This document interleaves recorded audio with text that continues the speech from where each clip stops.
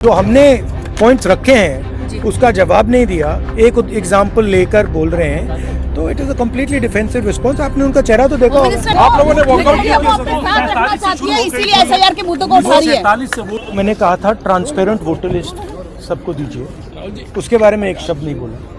मैंने कहा कि ईवीएम का आर्किटेक्चर सबको दे दीजिए, उसके बारे में एक शब्द नहीं कहा। मैंने कहा था कि बीजेपी के नेता हरियाणा में और बिहार में वोट दे रहे हैं, उसके बारे में नहीं कहा। मेरे प्रेस कॉन्फ्रेंसेस में सॉलिड प्रूफ है, उसके बारे में कुछ बोला नहीं। सेम सीजीआई को लेकर इलेक्शन कमिश्नर को फुल इम्यूनिटी दी जा रही है। शाह संसद में धमकाते हैं, सवाल तो वाजिब राहुल गांधी ने पूछा, ट्रांसपेरेंट वोटर लिस्ट के बारे में पूछा, बात कुछ और करने लगे। ईवीएम का आर्किटेक्चर देने को कहा, जवाब नहीं मिला। बिहार और हरियाणा में बीजेपी नेता क्यों वोट दे रहे हैं, जवाब चाहा तो जवाब नहीं मिला। उसके बदले क्या किया, धमकी देने लगे। इधर योगी यूपी में मुंह बंद कराते हैं। एक पूर्व आईपीएस जिसने आईआईटी पास किया, ईमानदारी से अपना काम किया, सरकार के दबाव में नहीं आया, तो 52 साल की उम्र में जबरिया रिटायर कर उन्हें 8 महीने जेल में डाल दिया। फिर भी वो नहीं हारे, सरकार से सवाल पूछते रहे। अब चलती ट्रेन से उन्हें गिरफ्तार कर लिया गया। नमस्कार दोस्तों, मैं हूं परवीन सानी। जिस तरह से पूर्व आईपीएस अमिताभ ठाकुर को गिरफ्तार किया गया, ऐसे में सवाल उठना लाजमी है कि सीएम योगी की आंखों में ईमानदार लोग क्या खटकते हैं। क्या गृह मंत्री अमित शाह और मुख्यमंत्री योगी आदित्यनाथ के बीच ये कंपटीशन हो रहा है कि कौन किसको किस लेवल पर जाकर धमका सकता है, डरा सकता है। संसद में राहुल गांधी ने जब गृह मंत्री अमित शाह को 3 प्रेस कॉन्फ्रेंस करने की चुनौती दी, तो वो कहने लगे मैं अपने मन मुताबिक चलूंगा, और उनकी मां सोनिया गांधी की नागरिकता पर सवाल उठाने लगे। मुझे तो ऐसा लगा जैसे कह रहे हो, ज्यादा सवाल पूछोगे, जवाब मांगोगे तो देश से निकाल देंगे, यहां रहने नहीं देंगे, क्योंकि सिस्टम हमारा है। विपक्ष के नेता महोदय कहते हैं कि पहले मेरी बात का आप जवाब दीजिए, मैं सुनना चाहता हूं। आपकी मुंसफी से संसद नहीं चलेगी, मेरे आप बोलने का क्रम मैं तय करूंगा, इस तरह से नहीं चलेगी संसद। मान्यवर, उनको धैर्य रखना चाहिए, उनको धैर्य रखना चाहिए मेरा जवाब सुनने का। इनकी एक एक बात का जवाब मैं दूंगा, मगर मेरे भाषण का क्रम वो तय नहीं कर सकते, मैं करूंगा, क्योंकि मैं बोल रहा हूं। से मानक तरीका ठीक नहीं है आपका, 2-2 मिनट में उठना। मान्यवर विपक्ष के नेता ने कहा कि आपने चुनाव आयुक्तों को इम्यूनिटी दी। इनका आरोप सत्य नहीं है, मैं इसकी बात बाद में करता हूं, परंतु हमने तो चलो मानो चुनाव आयुक्त को इम्यूनिटी दी, श्रीमती गांधी ने तो अपने आप को इम्यूनिटी दी। और फिर जब ये संवैधानिक सुधार के वायरस चैलेंज हुए, तो वो केस जीतने के लिए 2, 3 और 4 नंबर के सर्वोच्च न्यायालय के जज को बाईपास कर चौथे नंबर के जज को चीफ जस्टिस बनाया और वहां केस भी जीत लिया। और मान्यवर, ये तो इतिहास है, कौन जुटला सकता है? इनको कोई पढ़ाता नहीं है इतिहास, ये तो इतिहास है, सर्वोच्च अदालत और संसद के रिकॉर्ड में रखा हुआ इतिहास है।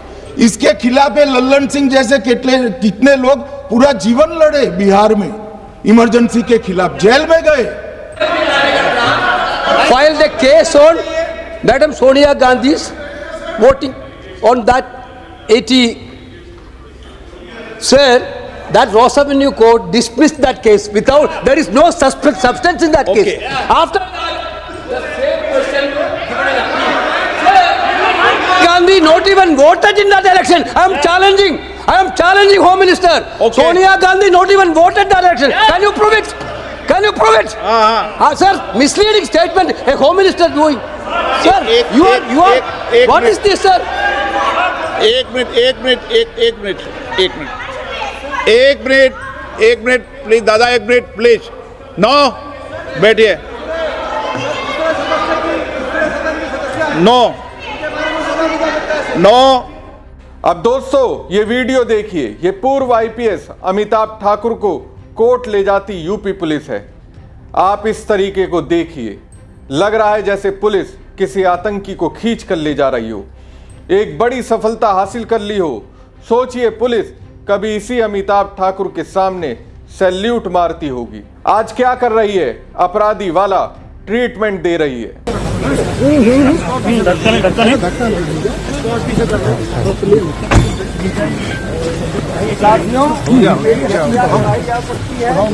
योगी आदित्यनाथ द्वारा यह सब किया जा रहा है।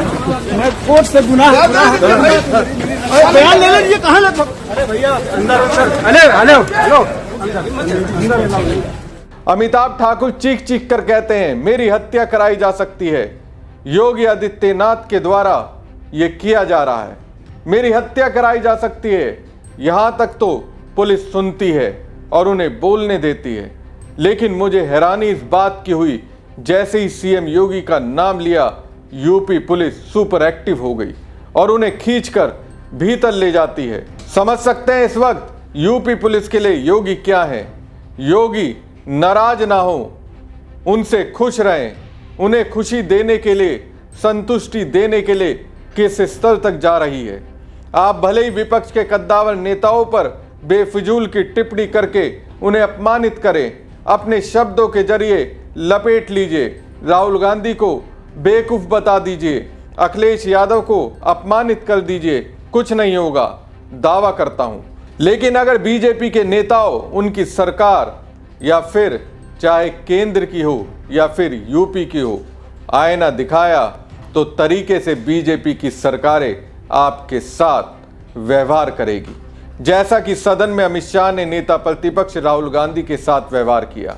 यूपी में योगी की पुलिस ने जिस तरह से अमिताभ ठाकुर के साथ व्यवहार किया, सलाखों के पीछे भेज देंगे।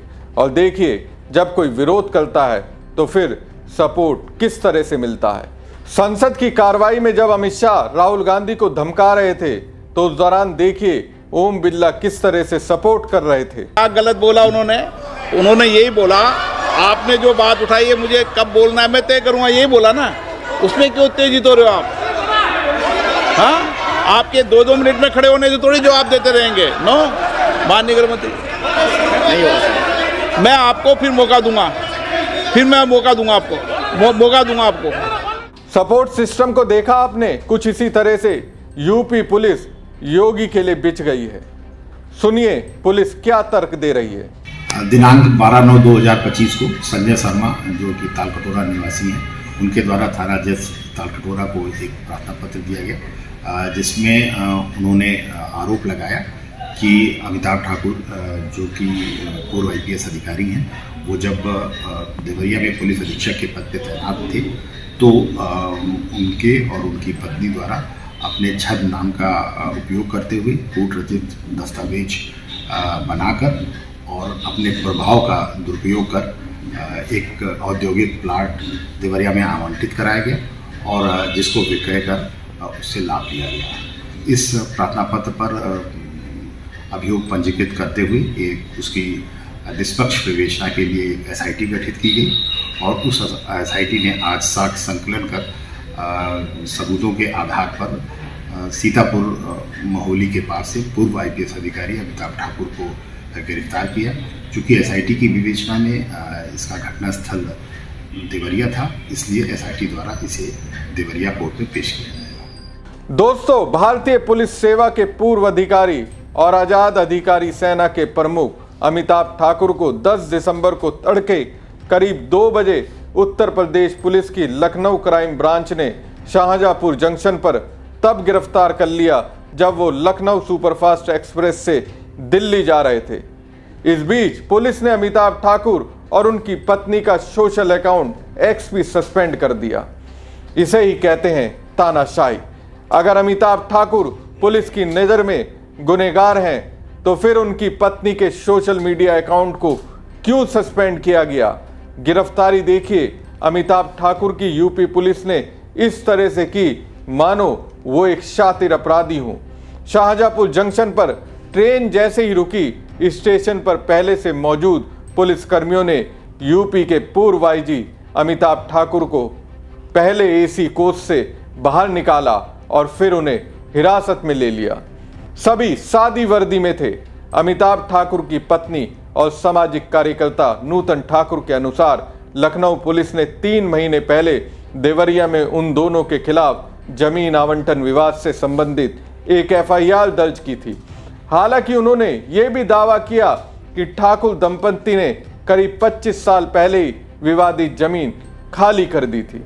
उनके पति सरकारी काम से दिल्ली जा रहे थे, तभी सादे कपड़े में मौजूद अधिकारियों ने शाहजहांपुर स्टेशन से अचानक उन्हें ट्रेन से उतार लिया और उन्हें हिरासत में ले जाने को लेकर उस समय कोई स्पष्टीकरण नहीं दिया गया।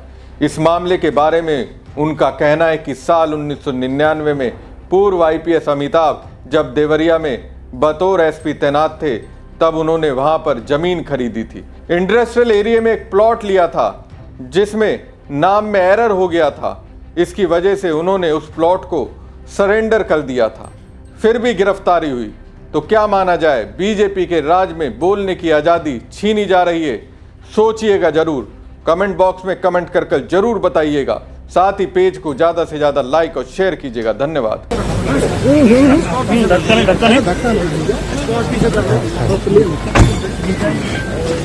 साथियों, योगी आदित्यनाथ द्वारा यह सब किया जा रहा है। मैं कोर्ट से गुनाह बयान ले लीजिए। कहाँ लग? अरे भैया अंदर, हेलो हेलो हेलो अंदर